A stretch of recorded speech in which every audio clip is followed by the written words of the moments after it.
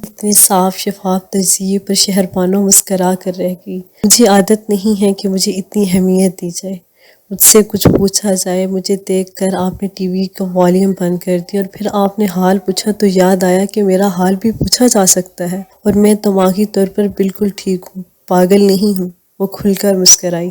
اچھا، کیا آپ کا حال کبھی کسی نے نہیں پوچھا؟ یہ کیسے ہو سکتا ہے؟ چینی کتنی ہو؟ وہ بات کرتے کرتے اس کے لیے کافی میں چینی ڈالنا چاہ رہا تھا۔ ارے آپ پلیز نہیں۔ وہ ایک دم صوفے سے اٹھ کھڑی ہوئی۔ میں خود ملا لوں گی چینی۔ وہ گھبرا گئی۔ پلیز یہ مت کہیے گا کہ کبھی کسی نے آپ کو کافی بھی سرو نہیں کی۔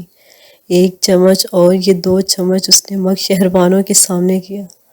مگ پکڑ کر اس نے غور سے کافی پر تہتی جھاگ کو دیکھا۔ ایک چھوٹا سا بھور اب بھی اس میں تلاطم پذیر تھا۔ وہ خاموش رہی۔ چلیے باہر چل کر بیٹھتے ہیں، اسے اطلاع دیتے ہوئے وہ اٹھ کھڑا ہوا۔ وہ بھی خاموشی سے پیچھے چل پڑی۔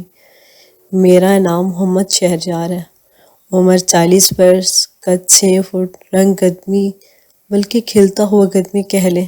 سافٹ ویئر انجینئرنگ کی اعلیٰ تعلیم حاصل کرنے جرمنی گیا تھا۔ 17 سال وہاں رہا، نام بنایا، پیسہ کمایا اور اب قریباً 2 برس پہلے واپس آیا۔ ایک انٹرنیشنل فارم ہے جس کے سلسلے میں ملک سے باہر جانا ضروری ہو جاتا ہے۔ یہاں پر پہاڑوں پر چڑھنا، قوالیاں سننا اور پھول پتیوں کی دنیا میں رہنا میرے 3 مستقل شوق ہیں۔ اس کے علاوہ صرف سگریٹ پینے کی حد تک مجھ میں برائی ہے۔ میری زندگی میں کوئی راز، کوئی فلمی موڑ نہیں ہے۔ آپ کو چونکہ زندگی صرف میرے ساتھ گزارنی ہے تو اس لیے صرف اپنا تعارف ہی کروایا، وہ بھی تفصیلاً۔ ذرا مگ پکڑیے گا۔ شہربانو کو اپنا مگ پکڑا کر وہ جیب سے سگریٹ اور لائٹر نکال کر اسے سلگانے لگا۔ کل سے اب تک شہربانو تو بس اسے دیکھتی ہی جا رہی تھی، حیران حیران، ایسے جیسے سالوں کسی بیٹری سے بندھے چھوٹے سے بچے کو ایک دم آزاد کر کے کسی میلے میں بھیج دیا جائے، جہاں ہر چیز دنیا رنگین اور حیران کر دینے والی ہو۔ آپ کا تعارف؟ میرا تو کوئی تعارف نہیں ہے، وہ پھیسکی سی مسکراہٹ کے ساتھ کہنے لگی۔ آپ ایسا سمجھتی ہیں تو گڈ، بہت اچھی بات ہے۔ کتنا پڑھا، کیا شوق، کیا کھاتی ہیں، کون سا رنگ پسند ہے، وغیرہ وغیرہ۔ گریجویشن کیا ہے۔ کیا سبجیکٹس تھے؟ English, literature, political science. واہ! اور رنگ کون سا پسند ہے؟ اس نے خود ہی سے پوچھا۔ شاید سفید یا نیلا۔ چہل قدمی کرتے شہربانو کے پیر جیسے زمین نے جکڑ لیے تھے۔ شاید یعنی شاید؟ شہربانو نے اذیت سے آنکھیں بند کر لی۔ آئیے بیٹھ جاتے ہیں۔ میں جانتا ہوں آپ مشکل دور سے گزر رہی ہیں، مگر اس قدر مشکل دور تھا وہ ہمدردی سے پوچھنے لگا۔ آپ تو اپنا ہی آپ بھول گئی ہیں۔ اسے پہلی بار شہربانو کی ذہنی کیفیت کا اندازہ ہوا۔ اس کا سچ میں دل دکھا تھا۔ وہ چپ ہو رہا تھا۔ شہربانو نے اپنی آنکھوں میں آتے آنسو آہستگی سے صاف کیے۔ ارے رونے لگی آپ؟ شہریار کے ہاتھ پاؤں پھول گئے۔ میں ٹھیک ہوں، وہ اس وقت اتنا ہی کہہ سکی۔ آپ کیا سوچ رہی ہیں؟ کچھ خاص نہیں۔ لفظ اور سوچیں بہت تیزی سے اس کے ذہن میں خاکے بناتے اور مٹاتے جا رہے تھے۔ ذہن میں گردش کرتے الفاظ کو ترتیب میں زبان سے ادا کرنا کیسے ممکن تھا وہ جان ہی نہیں پا رہی تھی۔ ایک لفظ کو پکڑتی تو دوسرا جوڑنا مشکل لگنے لگتا۔ خود اپنے آپ ہی سے باتیں کہنے اور کرنے کی اتنی عادت ہو گئی تھی کہ کسی سے رسمی بات چیت کرنا بھول گئی تھی وہ۔ کتابیں پڑھتی ہیں؟ یہ اتنے سوال کیوں کرتا ہے؟ وہ الجھنے لگی۔ نہیں، کوئی خاص شوق نہیں۔ پڑھا کریں، صحت پر اچھا اثر پڑتا ہے۔ میں بیمار نہیں ہوں۔ میں نے یہ نہیں کہا کہ ہر بات کا الٹا ہی جواب دیتی ہیں محترمہ۔ ایک بات کہوں، اگر آپ اس کو ایسے ہی سنیں جیسے میں کہہ رہا ہوں۔ جی کہیے۔ مجھے محسوس ہو رہا ہے کہ جیسے ہر بات کا جواب آپ ذہن میں گھڑ کر بیٹھی ہیں۔ میری کسی بھی بات کا مقصد آپ کو پریشان کرنا نہیں ہے، نہ میرا مقصد آپ کو الجھانا ہے۔ لگ رہا ہے جیسے زندگی کو بہت سیریسلی لے لیا آپ نے۔ کبھی کبھی صرف بات کرنا، یعنی صرف اور صرف بات کرنا اور اس سے نہ ڈرنا اچھا ہوتا ہے۔ صرف چند لمحے اپنی سوچوں کو اس بحرے سے باہر آنے دیں جس کی کڑی نگرانی میں آپ ہر وقت کھڑی رہتی ہیں۔ سادہ سے لہجے اور عام سے لفظوں میں وہ شہربانو کو کتنی بڑی بات کہہ گیا تھا۔ آپ مجھ سے ڈر رہی ہیں؟ شہربانو نے نظر اٹھا کر اسے دیکھا۔ میں کم ہی بات کرتی ہوں۔ آپ شروع سے ہی ایسی ہیں؟ نہیں۔ اوائل جوانی میں اپنا تیز تیز بات کرنا اس کے ذہن میں لہرایا۔ بہت بولتی ہو تم، جس طرف بیٹھتی ہو اس طرف والا کان خراب ہو جاتا ہے میرا، وہ بھی 24 گھنٹے کے لیے۔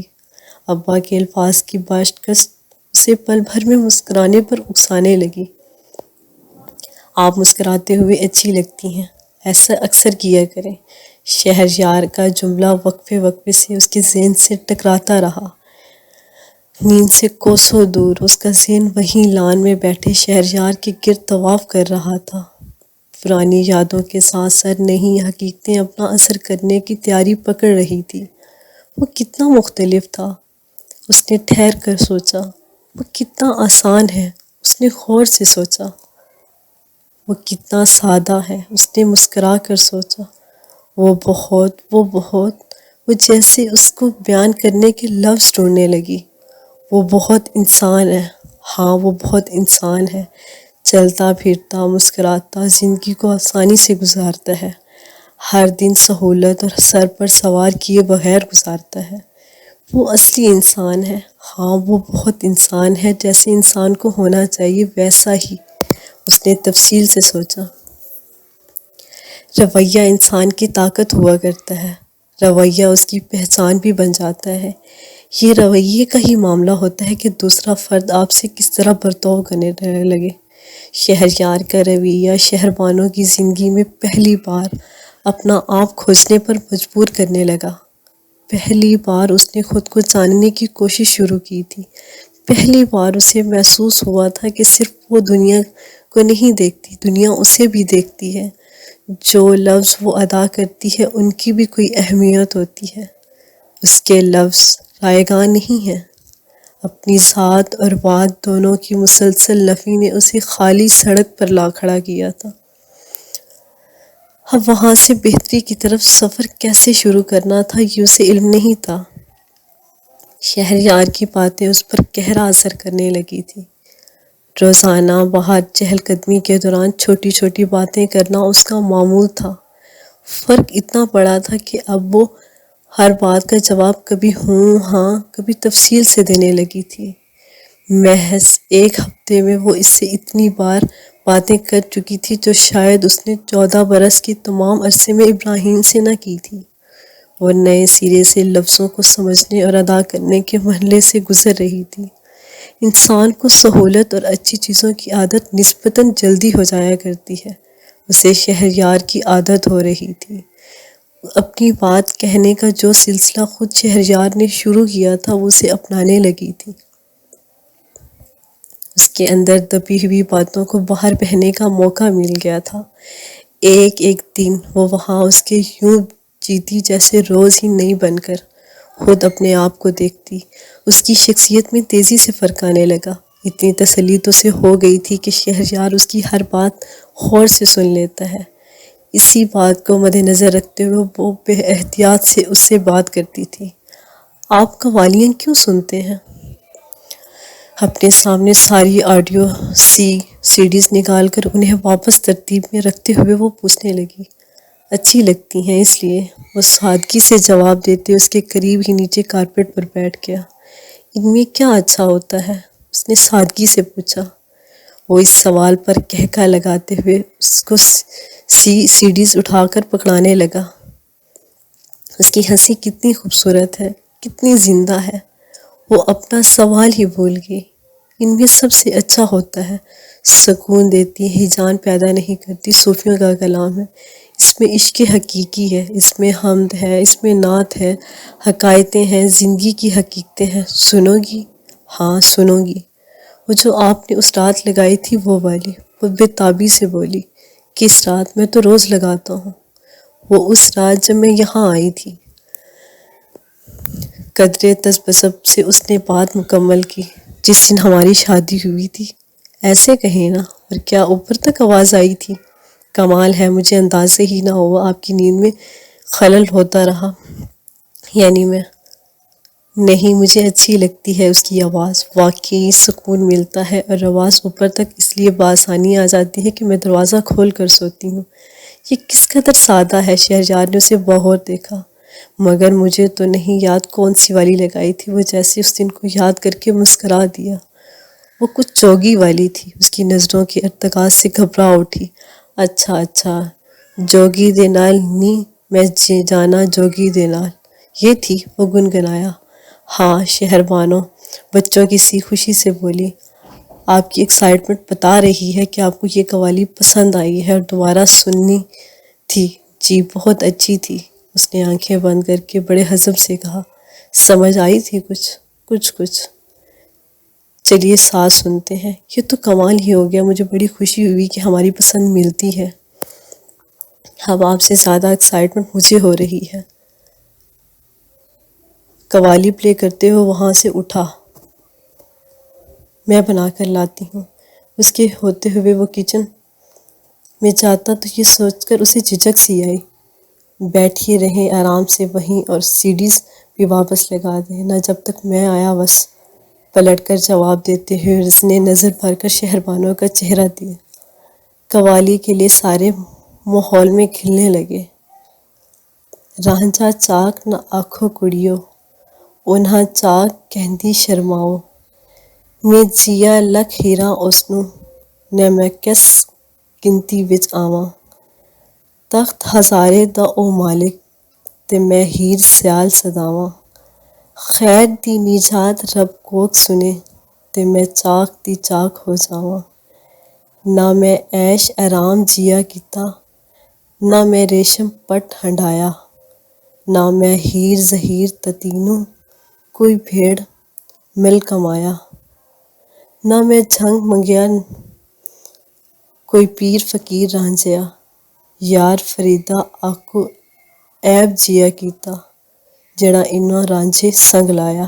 شہریار کچن کی کھڑکی سے گاہے بگاہے اس کے چہرے کے تاثرات دیکھ رہا تھا جو لمحہ بہ لمحہ بدلتے جا رہا تھا۔ وہ سب کام چھوڑ کر کام سے دلچسپی اسے دیکھنے لگا۔ شہر بانو نے قوالی کو پھر سے لگایا۔ شہریار نے پریشانی اور اچنبھے سے ملی جلی کیفیت میں سی ڈیز پلیئر کو ریموٹ واپس رکھ دیا اور اپنا چہرہ دونوں ہاتھوں میں اٹھائے اسے دیکھنے لگا۔ شہر بانو کی ہچکیوں کو کچھ قرار آیا تھا۔ یہ پی لیں۔ شہریار نے لیمنیڈ کا گلاس اس کے ہاتھ طرف بڑھایا۔ بھاری آواز کے ساتھ اس نے شکریہ کہا۔ وہ سنجیدہ ہی رہا۔ مجھے کیا ہوا تھا؟ اس نے سر جھکائے شہریار سے پوچھا۔ آپ کو پتہ ہو وہ ہنوز سے جیندہ تھا۔ آئی ایم سو سوری، آپ اتنے ایکسائٹڈ تھے اور میں نے مارے شرمندگی کے اس کے الفاظ منہ میں ہی رہے۔ That's okay, but I wonder what bothering you that much. Shahryar کے اس کے پل پل بدلتے موڈ سے پریشان ہو رہا تھا۔ Nothing, I just felt it in my heart. That's all I can say. Again, I am so sorry. کسی حد تک وہ خود پر قابو پانے میں کامیاب ہو ہی گئی تھی۔ اس کا مطلب سمجھا دیں گی؟ شہر بانو نے گلاس پر آئی نمی پر لکیر کھینچتے ہوئے پوچھا۔ آپ جانتے ہیں کہ آپ بہت ڈپریس ہیں، شاید یہاں میری طرف دیکھ کر بات کریں۔ کھا نہیں جاؤں گا آپ کو، مجھے آپ کی آنکھوں میں آنسو اچھے نہیں لگے۔ خود ہی آ گیا تھا رونا۔ اچھی بات ہے، مگر اب نہیں رونا، ٹھیک ہے؟ جی شاباش۔ وہ ہلکے سے مسکراتی ہے تو شہر بانو کی بھی جان میں جان آئی۔ وہ مطلب سمجھانے کو کہا تھا۔ اچھا، یعنی کہ محترمہ کو مطلب سمجھ نہیں آیا اس لیے روئی تھی۔ شہریار نے ماحول کو ہلکا کرنے کی کوشش کی۔ کچھ مطلب یاد آیا؟ سمجھ نہیں آیا۔ وہ خفت سے مسکرائی۔ اچھا سنو، ہیر اور رانجھے کی لازوال عشق کی کیفیت کا بیان ہے۔ عشق کی کیفیت، عشق سمجھتی ہیں نا؟ میں نہ رہا تو نہ رہا، تو جب میاں رانجھا اپنی جاگیر چھوڑ کر فقر ہیر کی خاطر اس کے باپ کے یہاں نوکر ہو گئے تھے تو ہیر کہتی تھی کہ رانجھا چاک نہ آکھو کڑیو، رانجھے کو کوئی نوکر نہ کہے۔ او نہ چاک کہندی شرماؤ، جب کوئی رانجھے کا ذکر کہتا تو یہی کہتا وہ جو نوکر ہے، تو ہیر دل ہی دل میں کہتی کہ اسے نوکر کہتے بھی مجھے حیا آتی ہے۔ میں جیاں لکھاں ہیر اوسنوں تے میں کس گنتی وچ آواں۔ رانجھے کے اصلی منصب سے واقف ہیر کہتی ہے کہ میرے جیسے تو اس کو لاکھوں مل جائیں گے، بھلا میری کیا وقت، تخت ہزار دو مالک تے میں ہیر سیال صداواں۔ خیر دی نجات رب کو سنے تے میں چاک دی چاک ہو جاواں۔ رانجھا جو میرے لیے سب چھوڑ چھاڑ کر ایسی زندگی جی رہا ہے، جس دن میری رب دعا سن لے گا، جس دن رب میری عرض سن لے گا، میں اس نوکر کی نوکر بن جاؤں گی کہ یہی میرے دل کی خواہش ہے۔ یہ تو ہو گیا اس کا لفظی مطلب، جب گہرائی میں جائے تو کچھ کا کچھ بن جاتا ہے۔ شہریار پرسوچ انداز میں کہنے لگا، واہ واہ، ہیر رانجھے کا نام تو سب نے سنا ہے، مگر کیا یہ فرضی باتیں ہیں؟ انسان اتنا بھی فنا ہو سکتا ہے، ملکیں جاگیریں چھوڑ دے، نوکر ہی بن جائے؟ اور مجھے نہیں لگتا کہ مرد بھی کبھی اتنی محبت کر سکتا ہے۔ شہربانو نے آدھا بھرا ہوا گلاس واپس رکھتے ہوئے شہریار کو دیکھا تھا۔ توبہ، اتنی گمانی، گلاس ختم کریں اور بڑے غور سے میری باتیں سنیں۔ دیکھیں شہربانو، کہانی ہو، قصہ ہو، حقیقت ہو، جو بھی ہو، آج تک عشق کی ان تمام لازوال داستانوں میں ہمیشہ مرد نے اپنا کردار نبھایا ہے۔ رانجھا ہو، فرہاد ہو، مرزا ہو، رومیو ہو، مرد ہی ہمیشہ پریکٹیکل محبت کرتا ہے۔ مانتی ہو؟ ہاں، اس نہج پر تو میں نے کبھی سوچا ہی نہیں۔ شہربانو حیرت زدہ تھی۔ یہ بات تو بالکل سچ ہے۔ اس کی حیرت ختم ہونے ہی میں نہیں آ رہی تھی۔ لیکن کیا عورت کا کردار ختم پھر؟ ارے نہیں بابا، عورت کا کردار کیسے ختم ہوا؟ کردار ہوتا ہے تو مرد اتنی تگ کرتا ہے نا۔ میرے کہنے کا مطلب یہ تھا کہ محبت کو کسی واضح انجام تک لے جانے میں مرد کا ہاتھ زیادہ ہوتا ہے۔ بس اس میں عورت کی محبت کو ٹینشن لینے کی قطعاً ضرورت نہیں۔ شہریار کی بات سن کر دونوں ہی ہنسنے لگے تھے۔ ایسی محبتیں اب بھی ہوتی ہیں؟ ہاں بالکل، کیسے پتہ چلتا ہے؟ شہربانو بھرپور دلچسپی سے شہریار کی ہر بات سن رہی تھی۔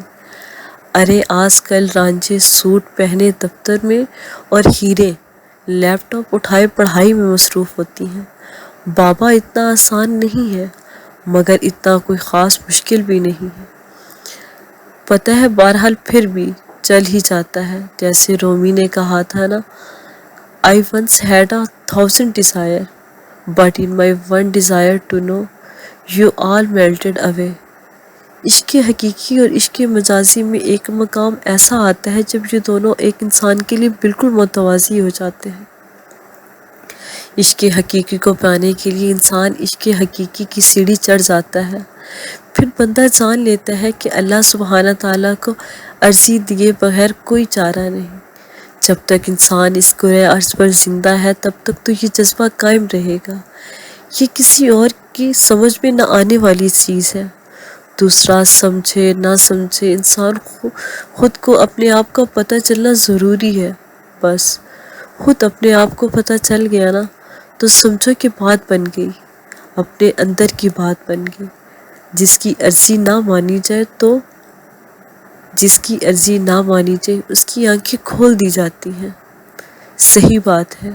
شہربانو نے اس بات میں سر ہلا دیا۔ اجنبیت کی دیوار گرنے میں شہریار کی بڑی کاوش تھی۔ تمام تر اس کے ساتھ ہوتے ہوئے بھی وہ بالکل نارمل رویہ اپنائے رکھتا تھا، اپنے کسی انداز، کسی بھی لفظ سے یہ ظاہر نہ ہونے دیتا کہ اس کے اندر کا موسم کیسا ہے۔ تقریباً ہر دوسرے دن وہ ابا اور نعمان بھائی وغیرہ کو فون ملا کر اس کی بھی بات کروا دیتا تھا۔ شروع میں شہربانو اس سے سامنے بات کرنے اور بیٹھنے سے جو جھجکتی تھی، اب وہ اس کیفیت سے باہر نکل رہی تھی۔ کم ہوتے ہوتے اس کی یہ کیفیت بالآخر ختم ہو گئی تھی۔ اب جو وہ دل میں آئے کرتی تھی اور پوچھ لیتی تھی، سب کہہ دیتی تھی۔ باتیں کرتے کرتے جب وہ تھکنے لگی تو خود ہی اٹھ جایا کرتی تھی، اس بات کی پرواہ کیے بغیر کہ شہریار کب سوئے گا۔ یہ شہریار کا رویہ تھا اس کی طرف، جہاں شہربانوں کے لیے جیت ہی جیت لکھی تھی۔ وہ جو چاہے وہ کرتی، جیسے چاہے بات کرتی۔ ابھی یہ بات اس کی سمجھ میں نہیں آئی تھی کہ یہاں پہلی بار وہ محبوب بن رہی تھی۔ محبوب بننے کی فطرت لے کر پیدا ہونے والے لوگ جب محبوب بننے کے عمل سے گزرتے ہیں تو بہت دیر اس وقت تک کو پہچان نہیں پاتے، اپنے عقیدوں اور فطرت پر ڈٹے رہتے ہیں۔ محب فطرت والے اپنا محبوب ہو جانا بھی تبھی پہچانتے ہیں جب تک وہ اپنے محبے کو محبوب نہ مان لیں۔ صبح ناشتے کے وقت شہربانوں کو وہاں دیکھ کر وہ سخت متعجب ہوا۔ کل وہ بے حد آرام سے دیر تک اس سے باتیں کرتی رہی تھی، اور اتنی صبح وہاں پہلے موجود ہونے کا مطلب کہ وہ ساری رات سوئی نہیں تھی۔ کل ساری شام دونوں باہر لان میں بیٹھے ڈھیر باتیں کرتے تھے۔ جب قوالی سنتی ہوتی نا تو کسی بھی انسان کو ذہن سے نکال دیا کرو، اللہ کو یاد کیا کرو، اپنی محبت کا مخاطب اسے بنا لیا کرو، اس کے رسول کو اپنا مخاطب بنا لیا کرو، دیکھنا کیسے دل کو قرار آ جائے گا۔ لیکن اللہ کو کیسے؟ نبی پاک صلی اللہ علیہ وآلہ وسلم کو کیسے؟ اچھا ایک بار کر کے دیکھنا۔ سمجھانے والی چیز یہ نہیں ہے، یہ سمجھنے والی ہے۔ شہریار کی آنکھیں جھلملانے لگی۔ آپ نے یہ سب کہاں سے سیکھا ہے؟ شہریار کی آنکھوں میں آنسو چمکتے دیکھ کر اس کا جی بے اختیار چاہا کہ اٹھ کر انہیں پہنچے۔ ابا جی کی وفات کے بعد میں نے زندگی میں بہت سخت وقت دیکھا تھا، اتنا سخت کہ اب مڑ کر دیکھو تو حیران ہی رہ جاتا ہوں۔ بس ایک دن دل بہت بھرا ہوا تھا، اگلے سیمسٹر کی فیس بھی بھرنی تھی۔ نعمان بھائی یہاں ابھی خود اسٹیبلش نہیں تھے، ہر جگہ سے تھک ہار کر بیٹھا تو خود بخود آنسو روا ہو گئے تھے۔ سورہ یاسین دہرانی شروع کی تو دل کو قرار آیا۔ آپ کو زبانی آتی ہے؟ شہربانو حیران ہوئی۔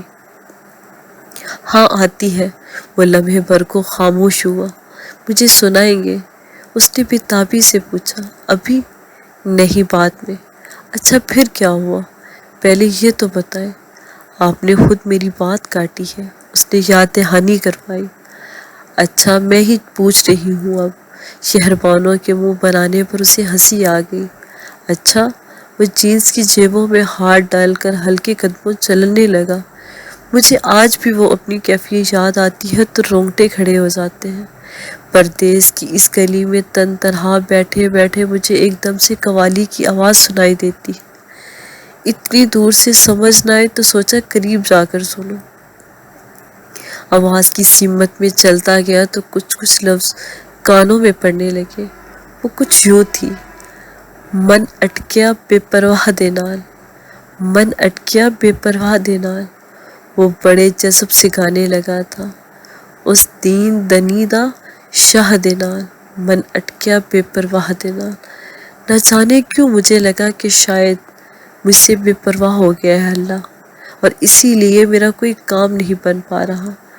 وہ آواز ایک چھوٹی سی سڑک کے کنارے بنے ایک پاکستانی ریسٹورنٹ سے آ رہی تھی۔ آپ یقین جانیں کہ میں وہاں قریب ہی پڑے ایک بڑے سے پتھر پر بیٹھ کر اتنا رویا کہ شاید ساری زندگی کا رونا ایک ہی رات میں رو لیا۔ رو رو کر جب میرا جی کچھ ہلکا ہوا تو سخت سردی کا بہانہ کر کے میں اس ریسٹورنٹ میں چلا گیا، اور وہاں ان سے پوچھا کہ اگر کوئی کام ہے تو میں کر دوں۔ وہاں جو بزرگ شخص تھے ان کے دل میں شاید اللہ نے میرے لیے رحم ڈال دیا تھا۔ اس دن ان کی طبیعت خراب تھی، سو خدائی مدد سمجھ کر انہوں نے میرے سارے میز صاف کروایا مجھ سے۔ رات بہت ہو چکی تھی تو وہاں کوئی اتنے لوگ بھی نہیں تھے، جو اکا دکا لوگ تھے میرے ٹیبل صاف کرتے کرتے وہ بھی چلے گئے۔ اس کے بعد انہوں نے مجھے کھانا کھلایا اور پوچھا کہ میں کتنے پیسے لینا چاہوں گا۔ نہ چاہتے ہوئے بھی میری آنکھوں میں آنسو پھر سے آ گئے، اور میں نے ان سے کہا کہ جو قوالی آپ سن رہے تھے مجھے صرف وہی دے دیں۔ میری بات سن کر وہ سکتے میں آ گئے، اٹھ کر مجھے سینے سے لگایا اور مجھے یہاں پر قیام کرنے کے بارے میں کریدنے لگے۔ کسی مشینی انداز میں نہ چاہنے کے باوجود میں ان کو اپنے حالات بتاتا چلا گیا۔ بس وہ رات میری مایوسی کی آخری رات تھی۔ شہریار نے دونوں بازو پھیلا کر ہوا کی خنکی کو محسوس کیا۔ پھر کیا ہوا؟ شہربانو اس کی بات میں مکمل طور پر کھوئی ہوئی تھی۔ پھر جب تک وہ زندہ رہے میں ان کے ساتھ رہا۔ اللہ کے حکم سے انہوں نے مجھے چھت دی، اپنا بیٹا بنا کر رکھا۔ میں کالج کے بعد ان کے ساتھ وہ چھوٹا سا ریسٹورنٹ دیکھتا تھا، برتن دھوتا تھا، کھانے پکانے میں ان کی مدد کرتا تھا، وہ بیمار ہوتے تو ان کی دیکھ بھال کرتا تھا۔ یہ جو آپ مجھے کچن کے کام کی سہولت سے کرتے دیکھتی ہے نا، انہی کا کمال ہے۔ ان کی کوئی فیملی نہیں تھی۔ یہاں 71 کی جنگ میں ختم ہو گئی تھی۔ وہ بنگالی تھے۔ جب پاکستان کے 2 ٹکڑے ہوئے تو انہوں نے وہ ملک ہی چھوڑ دیا، بس اکیلے رہے اس کے بعد۔ ان کو اردو آتی تھی؟ شہربانو نے تجسس سے پوچھا۔ ہاں، وہ یونیورسٹی میں اردو کے پروفیسر تھے اور بے حد اچھی پنجابی بھی بولتے تھے۔ چلے اب سو جائیں، آپ کی آواز بہت خوبصورت ہے، آپ پھر سے مجھے وہ قوالی سنائیں گے؟ میں نے کہا سو جاؤ۔ شہریار نے اس کے سر پر ہلکی سی چپت لگائی تھی۔ اچھا پھر سورہ یاسین تو سنائیں گے نا؟ جیسے جیسے رات ہوتی ہے نا آپ کی نیند اڑنے لگتی ہے۔ ہنسنے لگا۔ جا رہی ہوں نا، شہربانو نے اسے گھورتے ہوئے ترکی و ترکی جواب دیا۔ ہاں ہاں جاؤ۔ اس سے پہلے کہ شہریار کا دل مچل اٹھتا، اس نے منہ دوسری جانب کر لیا تھا۔ اتنی اچھی شام گزرنے کے بعد اسے شہربانو کو وہاں دیکھ کر واقعے میں ہی حیرت کا شدید جھٹکا لگا تھا۔ اسے سلام کرتے ہوئے شہریار اپنی مخصوص کرسی پر بیٹھ گیا۔ بی اماں ناشتہ لگانے لگی تو وہاں سے اٹھ کر نیچے قالین پر جا بیٹھی۔ بی اماں نے کافی کا مگ اس کے سامنے رکھ دیا جس میں دھواں اٹھ رہا تھا۔ دنیا جہان سے بے خبر وہ اس مگ سے نکلتے ہوئے دھوئیں کو غور سے دیکھ رہی تھی۔ ڈھیلے ڈھالے کرتے پجامے میں ملبوس شہربانو ادھوری سی تصویر دکھائی دے رہی تھی۔ رات سے کلپ کیے گئے بال آدھے سے زیادہ باہر آ گئے تھے۔ آنکھوں کے حلقے بہت نمایاں مگر بے حد خوبصورت لگ رہے تھے۔ دوپٹے سے بے نیاز کافی کا دھواں دیکھے جا رہی تھی۔ خود کو کمپوز کرتے ہوئے شہریار نے اخبار دانستہ چہرے کے آگے پھیلا لیا۔ دل کو تھپکیاں دیتے دیتے وہ تنگ آنے لگا تھا، مگر نگاہ کا کیا کرتا؟ وہ پھٹک پھٹک کر شہربانو کی گردن کا طواف کرنے لگتی۔ اپنے اندر آتی ان تبدیلیوں کو وہ غور سے دیکھتا، پرکھتا اور مسکرا دیتا۔ خود اپنے ہی اندر اپنی خاموشیوں کو اٹکلیاں کرتے دیکھتا۔ یہ احساس بڑے نئے احساس تھے، یہ احساس بڑے خوبصورت احساس تھے۔ مطمئن تو وہ رہتا ہی تھا، اب بے حد خوش بھی رہنے لگا تھا۔ اللہ کے پاس دل ہوتا ہے شہریار؟ کیا؟ اخبار چہرے سے ہٹاتا شہریار یوں چونکا جیسے اس نے کچھ غلط سنا ہو۔ اللہ کے پاس دل؟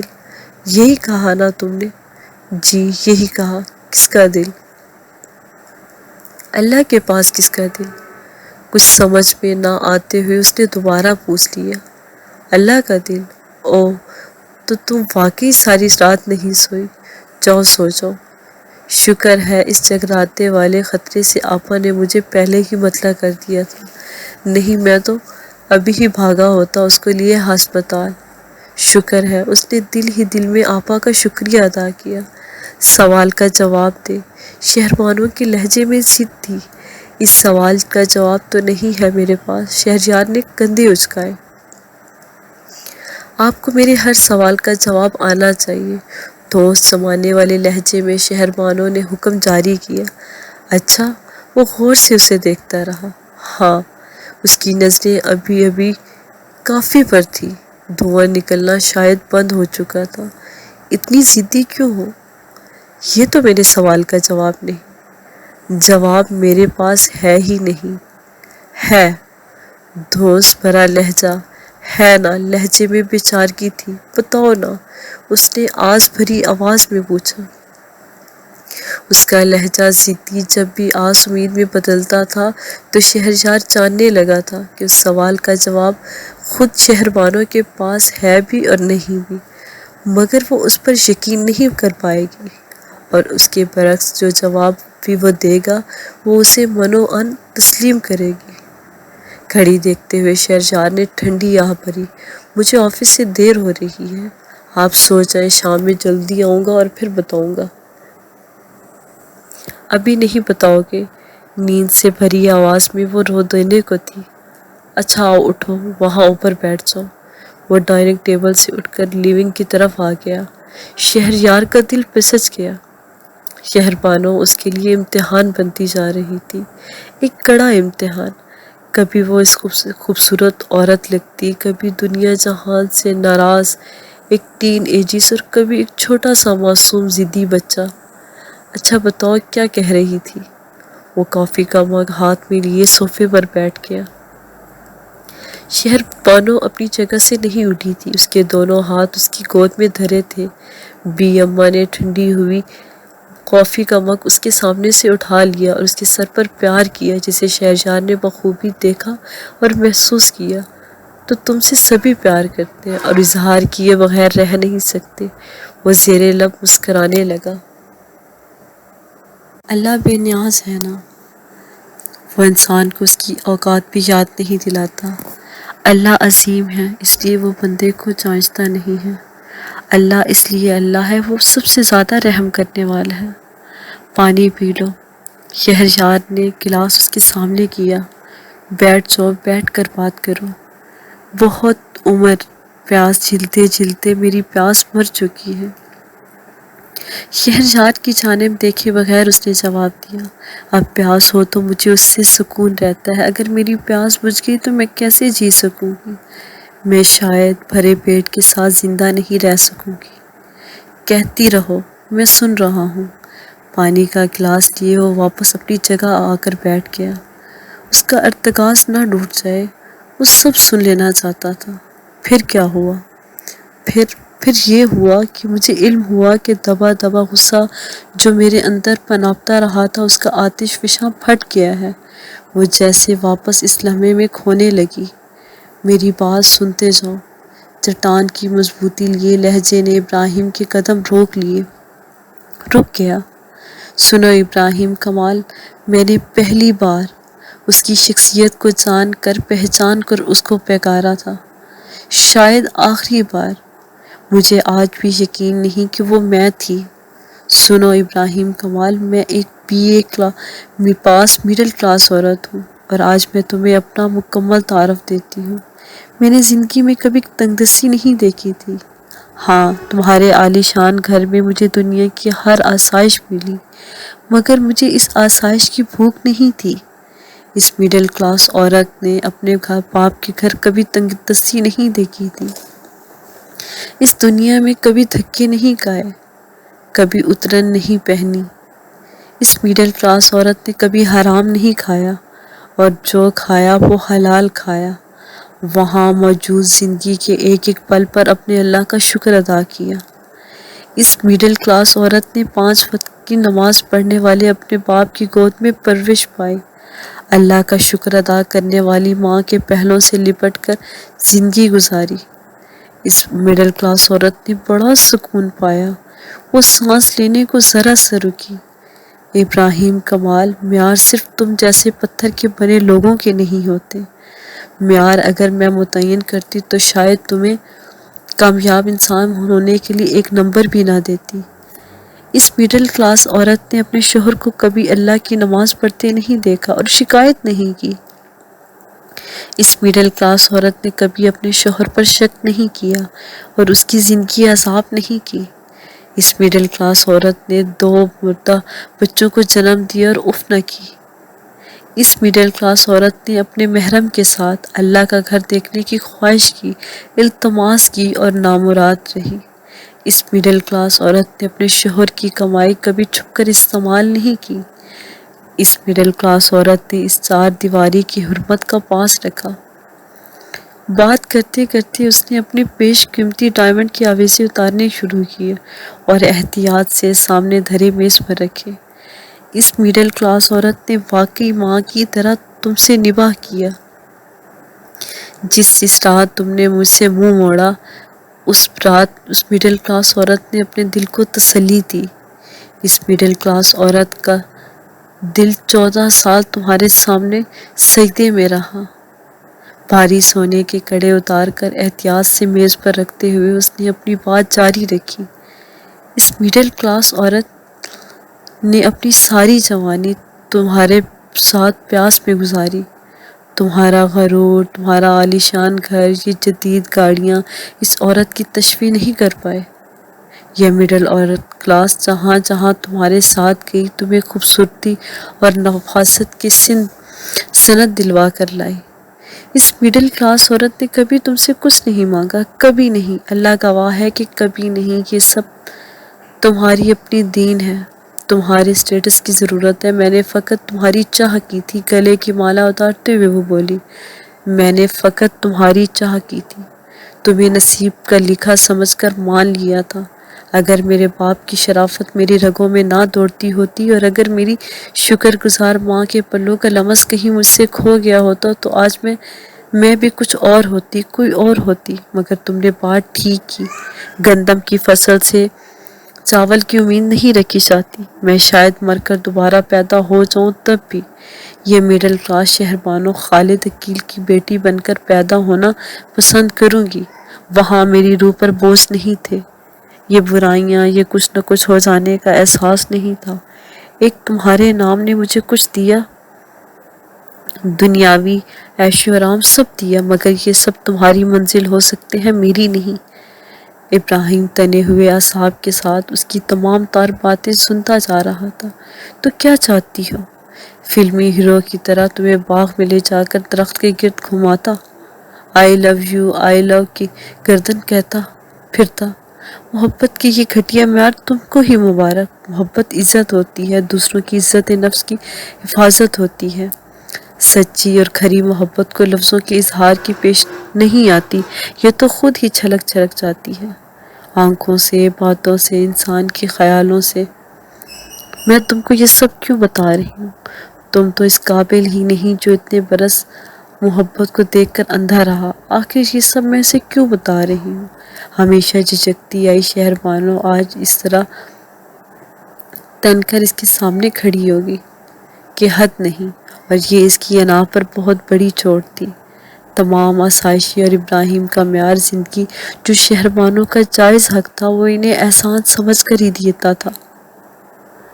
عزت نفس، وہ تمہاری ووکیبلری تو بہت اچھی ہے، بول چکی تو جاؤ۔ ابراہیم نے استحصائیہ انداز میں پوچھا، سن لو، آج کے بعد میں تم سے کبھی ہم کلام نہیں ہوں گی۔ سن لو، سرد لہجہ ابراہیم کو چیلنج دینے والا تھا۔ اچھا، کیا کرو گی؟ اس 5 مرلے کے مکان میں واپس آؤ گی؟ اپنی حد میں رہو۔ شہربانو پھنکاری، تمہارے اس محل میں ایسا کیا ہے جو وہاں نہیں؟ اپنی آواز نیچی رکھ کر بات کرو۔ ابراہیم کے جبڑے بھیج گئے۔ اپنے لفظ سوچ سمجھ کر استعمال کرو، مجھے اپنی اصل پر کوئی شرمندگی نہیں۔ اصل جہاں ہو آرام سے رہو، فضول خیال ذہن میں نکال دو۔ اچھا، میرا سر اٹھانا چپ گیا ہے، ایسی بات کی امید نہیں ہے مجھ سے۔ میں سمجھی تھی تم 2 عورتوں کے درمیان بڑھ جاؤ گے، مگر میں غلط تھی، ہمیشہ کی طرح غلط تھی۔ میرے تو سارے حساب کتاب غلط تھے۔ بنتا وہی ہے جو پہلے ہی کسی کا ہوتا ہے۔ میں اس سے محبت کرتا ہوں، ٹوٹنے کا تو کچھ بچا نہ تھا، مگر پھر بھی دل سے ایک ہونک اٹھی تھی۔ یہ تمہاری اور میری بات ہے، اسے بیچ میں مت لاؤ، اس کا ذکر مت کرو۔ اگر تمہیں مجھ سے محبت ہے تو تم مجھے اس سے ملنے سے نہیں روکو گی۔ بہت دعوے کرتی ہو نا محبت کے تم۔ محبت 5 مرلے کے مکان میں رہ کر بھی ہو سکتی ہے۔ اگر محبت ہو تو تم بضد ہو کر گھر چھوڑ دو گی۔ ابراہیم نے اپنا دل کو ٹٹولا، وہاں سے کوئی آواز نہ آئی۔ پہلے آنے والی آوازیں معدوم ہو کر کی دفن ہو چکی تھی۔ میری محبت کی کیا قدر تم کو؟ آزمانا چاہتے ہو؟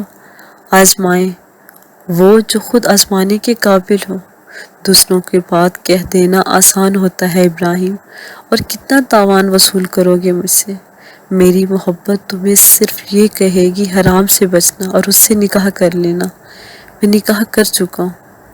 کچھ نہ کچھ ہونے والے کے نام جس ٹائم بم پہ وہ کھڑی تھی، اس کا بٹن والا آخر ابراہیم نے دبا ہی دیا تھا، مگر اس کو ذرا دیر ہو چکی تھی۔ اب بارود ناکارہ ہو چکا تھا۔ آتش فساں میں دستی شہربانوں کے دل میں درد کی لہر اٹھی تھی، مگر سب کا یار اتنا کڑوا تھا کہ درد بھی حیران رہ گیا تھا۔ اس مردہ رشتے کی موت کا سرٹیفکیٹ بھی آخر تم مجھ سے دلواؤ گے؟ اتنے بزدل ہو مجھے اندازہ نہیں تھا۔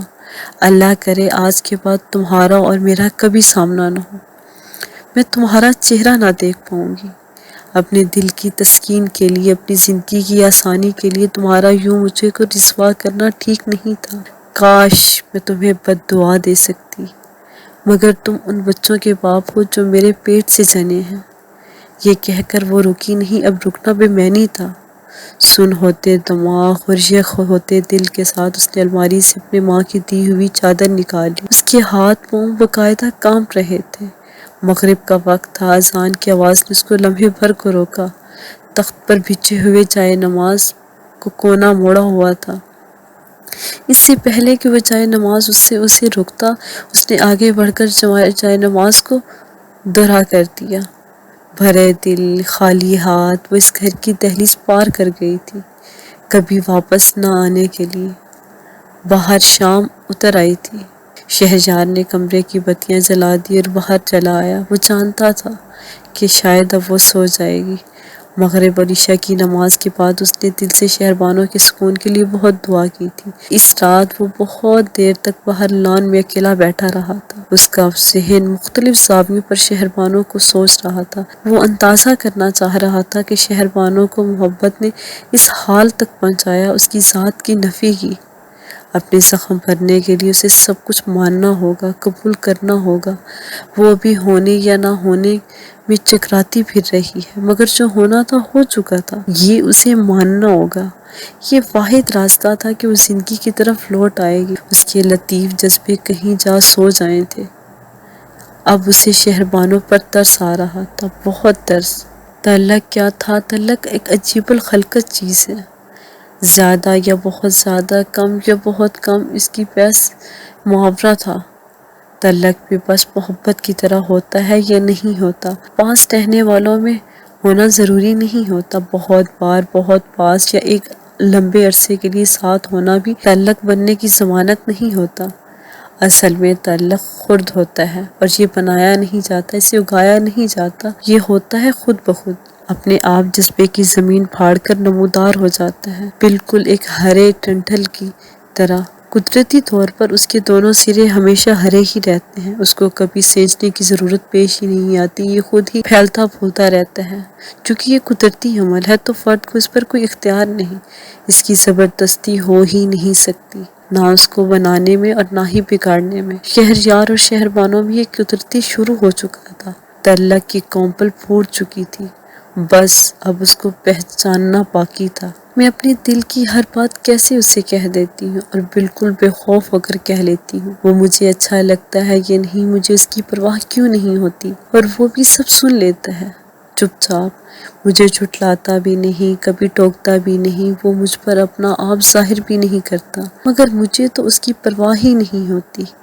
پتہ نہیں کیوں اسے دنیا دیکھتے ہی میری زبان خود بخود میرے اندر کے صدمے کھینچ کر باہر لانے لگتی ہے۔ میں ایک دم بہت ہی تھک جاتی ہوں، پتہ نہیں کیوں۔ اس کے سامنے اس کی بات میرے ذہن میں نہیں آتی، اور اس کے جانے کے بعد اس کی بات صرف اس کی میری ذہن میں چلتی پھرتی۔ یہ سب کیا ہے؟ کیا میں بدلنے کے عمل سے گزر رہی ہوں؟ اس سے بات کرنا اچھا لگتا ہے، میں تو اپنے لفظوں کو بھی نہیں سنتی، مگر وہ سنتا ہے، پتہ نہیں کیسے سن لیتا ہے۔ اسے میری پرواہ ہے، ہاں ہے، بہت ہے۔ مجھے یقین ہے کہ اسے میری بہت پرواہ ہے۔ وہ اس کے انتظار میں رہنے لگی تھی۔ اس سے بات کر کے وہ اپنی الجھنوں کو دور کرتی، خود کو دریافت کرتی۔ دھند سے بھری ایک شام میں اس نے شہریار سے کہا، اللہ صدمے نہیں دیتا، اللہ ہمت دیتا ہے۔ صدمہ دینا تو انسان کی خصلت میں ہے، وہ خون کے آخری قطرے تک دوسرے انسان کو تڑپنا دیکھنا چاہتا ہے۔ یہی صلہ رحمی اور خدائی وصف سامنے آتے ہیں۔ تم نے کہا تھا نا صلہ رحمی خدا کی وصف ہے۔ دیکھو مجھے سمجھ میں آ گیا، جو خود کو ظلم سے روکا گیا وہ بھلا کر گیا۔ اپنے ساتھ، کیونکہ اس کے ساتھ دوسروں کے ساتھ بھلا کیا، دوسرے پر رحم کیا، اور اللہ ان پر رحم کرتا ہے جو دوسروں پر رحم کرتے ہیں۔ شہریار تم نے مجھے سکھایا تھا، دیکھو میں سمجھ گئی۔ ارے واہ! وہ اٹھا اور شہربانوں کے ساتھ زمین پر آتش دان کے قریب ہی بیٹھ گیا۔ دیکھو اللہ کا رحم یہی ہے کہ اس نے تم کو ہمت دی، وہ ایسے ہی ہاتھ تھامتا ہے، زمین پر نہیں آئے گا مگر کسی کو بھیج دے گا۔ اب تم خود ہی اتنی سمجھدار ہو، تم میری بات سمجھ گئی ہو، مجھے بہت خوشی ہوئی ہے۔ میں جانتی ہوں کہ ناشکری اللہ سبحانہ تعالیٰ کو سخت ناپسند ہے، وہ کسی دور پر اس کو پسند نہیں کرتا۔ وہ اپنے ہاتھ مسلتے ہوئے کہنے لگی، اس نے آپ کو بھیجا، میں شکر گزار ہوں، یقین بانو میں ہوں، تم واقعی شکر گزار ہو، کیا تم خوش بھی ہو؟ شہربانو پھیکی سی ہنس دی۔ آپ سمجھتے ہیں کہ اللہ سبحانہ تعالیٰ کی ناشکری کرتی ہوں، آپ یہ سمجھتے ہیں؟ شہربانو کی مسکراہٹ گہری ہو گئی ہے۔ تمہیں آپ سے کیسے ہو گیا؟ شہریار نے اسے کہنے پر ٹوکا۔